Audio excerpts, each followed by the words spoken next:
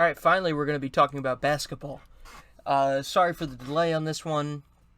You know, stuff in life gets in the way.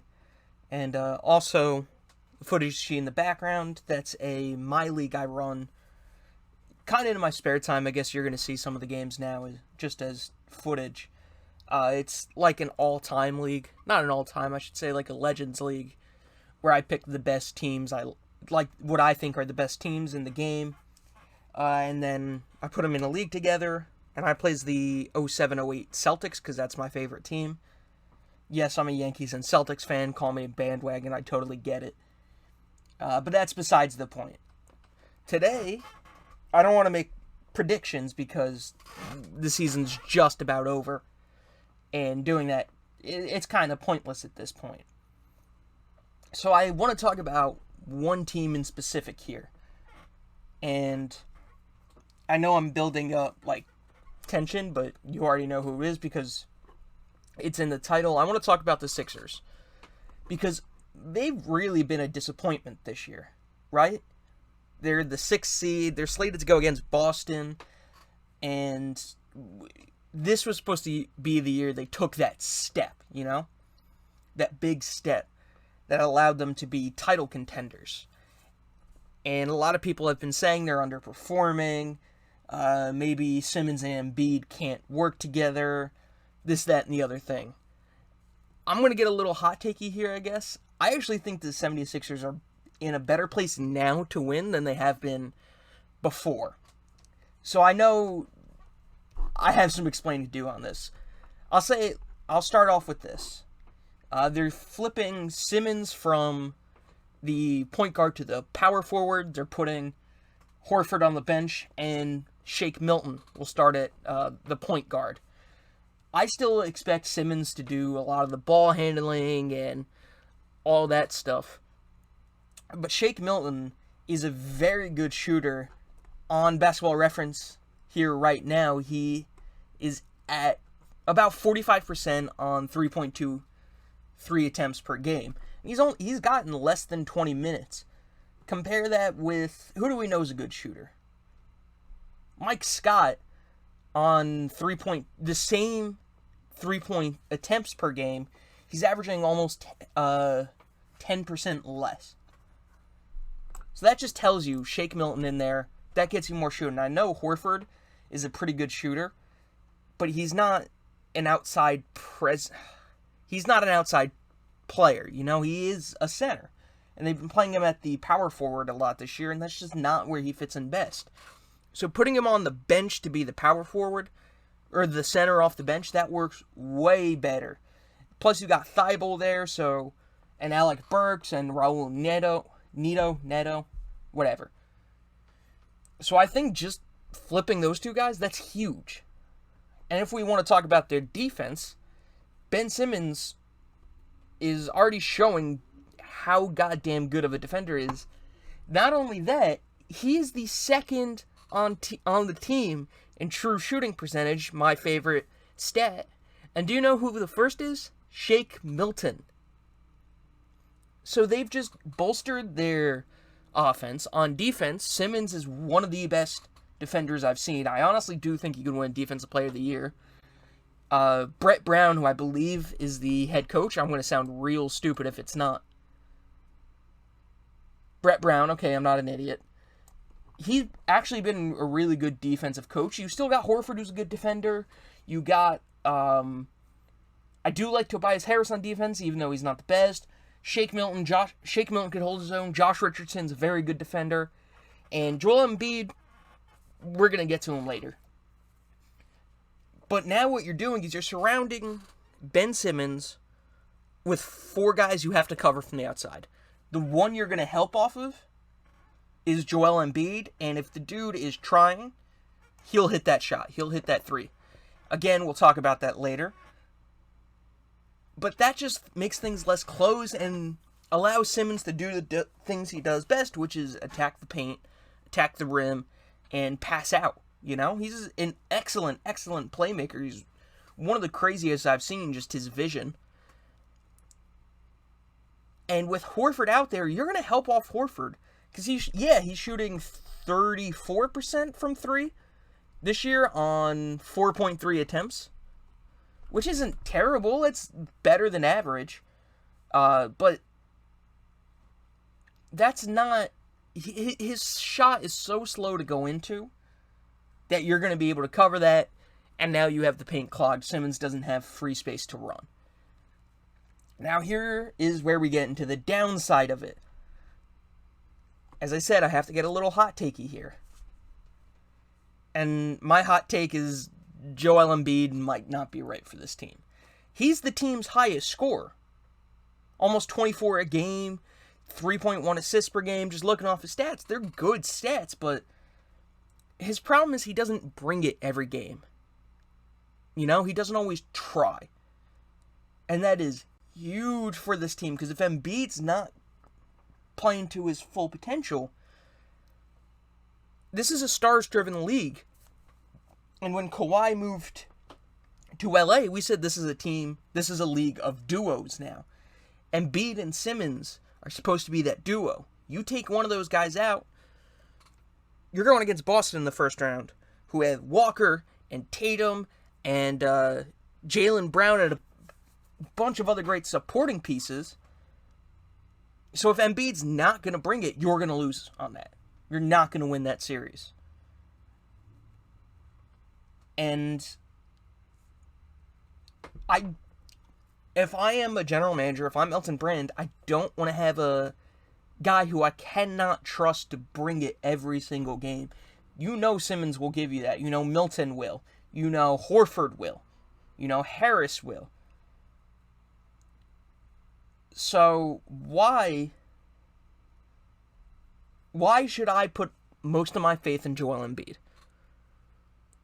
And the thing is, Embiid, if he is playing, if he's really trying, he's the best center in the league, and I don't know if there's really a competition outside maybe Nikola Jokic. And on defense, Jokic can't catch up to him. So he would head and shoulders be the best guy. But right now, I have him behind Jokic. I might have him behind Karl Anthony Towns, because A, I'm from New Jersey, so I'm biased. But also, Towns puts in the work. Embiid really doesn't seem to. You know, ever since his rookie year, I guess technically his rookie year, maybe even since he got drafted, we've been like, oh, this is the next star. This is the next big center, you know? But it seemed just the same every year. There hasn't seemed to be improvements. And he is 2 years older than Ben Simmons. And Simmons has made a hell of a lot more progress as a player. You know, and they were in similar situations, coming in hurt. They missed their first season. Actually, I think Embiid missed 2 years in the beginning. You get my point. So I think, personally, maybe I'm just being a jerk-off here, that it's Embiid just not putting in the work. You know, I've been watching The Last Dance, and a huge thing of that is Michael Jordan put in the work. Kobe Bryant put in the work. LeBron James had put in the work. If you want to be great, talent can only take you so far. And I know I sound like a motivational poster in your coach's office, but to an extent, that's what you get. Simmons has been working his ass off on his basketball game and his fishing game, which he is not good at. Cannot throw a fish back into the pond, apparently. But if Simmons is not going to have Embiid consistently be that second guy, and if not that second guy, that first guy, he is your first scoring option.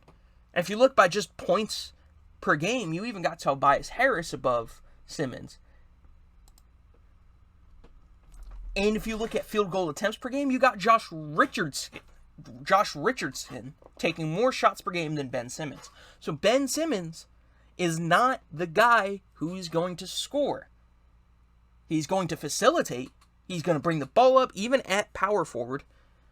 Going to bring the ball up, probably pass it off to Milton, set screens, get the offense really going, but he needs to focus on Harris and Embiid scoring. I do trust Tobias Harris. If we go back to the true shooting percentage, he's at 55%. And yes, Embiid is almost at 60%, which is better. But for me, it just seems so. There'll be a game where he's great and you cannot stop him. There'll be a game where it just doesn't seem like he's trying. So as Ben Simmons, if I'm Ben Simmons, I'm looking and going, well, I can't trust you. And if I'm an opposing team, if I'm the Celtics, if I'm Brad Stevens, I'm looking at, well, they're spreading the floor for Ben Simmons.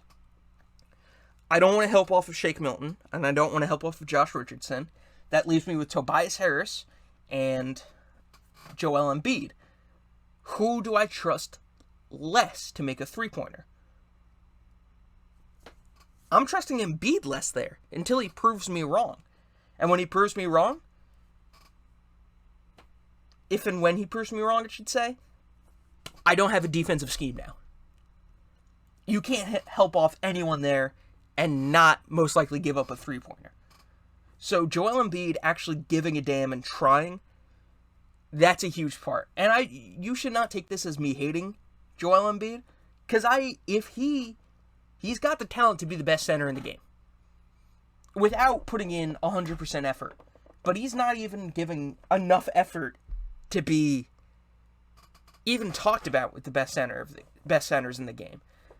So that's what really bothers me. The other thing that's getting to me with this team is Brett Brown. I used to be a Brett Brown apologist, right? When they were really bad, when they were tanking, I was like, you can't really tell yet because he hasn't been given the chance.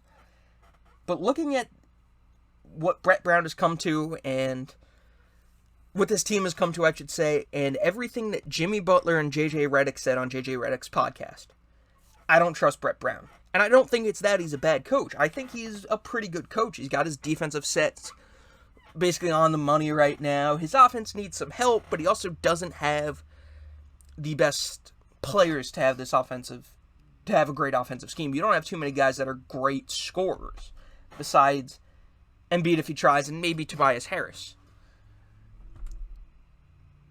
But when Brett Brown gets to the playoffs, we heard Jimmy Butler say this, he starts to meddle with things, and you can't do that. That's too late in the season. He said that they had started giving Jimmy the ball more, and now they don't have the practice doing that stuff. And as much as I like right now putting Simmons at the 4 and not benching, but having Horford come off the bench, as much as I like that, and you do have some time because there's a couple more games left, I think they have 7 games left or whatever, that still might mess things up because now that's a completely different scheme. You know? Your hope is you're just replacing what Horford was doing on offense and just put Milton there, who is a better shooter. And that would just make things better. But Simmons also isn't going to have the ball in his hands as much. You're going to be putting the ball more in Tobias's hands. So now you got a whole new offensive scheme to figure out, if I could not get distracted. And on defense, Milton's not going to cover the guys Horford is. You're probably going to give those people to Simmons. But now you're taking Simmons away from really the best player on the team where he's been defending him and he's been excellent. So is this too much? Is it going to be like, I believe it was last year, where Brett Brown started to screw with things and they couldn't win in the playoffs? Don't get me wrong, they were one bounce away. But the whole thing with Jimmy Butler, that's killed my faith in Brett Brown. So if I'm looking at who they're supposed to play in the first round, they're supposed to play Boston. I think they could beat Boston. And I don't want to say that. As I said, I'm a Celtics fan. But I think they could beat them pretty steadily. After that, who are these top teams here? They can't beat Milwaukee. Maybe if they really tried, but I don't think there's a way they beat Milwaukee. I'm pretty confident in taking Toronto over Philly. I think Philly could beat Miami and Indiana, who are the 4 and 5 seeds, but outside of that, Philly's got nothing. But they should have the potential to be going toe-to-toe with Milwaukee. They have Simmons to cover Antetokounmpo, who maybe that would work. I know Giannis is just a freak of nature, but you're getting a tall guy who could guard the perimeter and guard the paint. That's who you want. But there's just too much stuff I don't trust right now. So, as weird as this video has been, here's my final thoughts here. Philly has disappointed the hell out of everyone. But they have all of the potential to be like the best team in the league. However, two main factors, Joel Embiid and Brett Brown, I think are going to get in their way. So that's what I had to say. Thank you for watching. I'm sorry this video isn't as in-depth as the two baseball videos I've made already. But I do know more about baseball than basketball. I just wanted to get these thoughts out. And I will try to catch up on the baseball news. There's been 1,000 things. And I haven't had the time between work and editing and just other personal stuff that I'm trying to do outside of this channel. So I'm sorry about that, but I'll get right to work on that stuff. But in the meantime, this has been Jax, and I'll catch you on the flip side.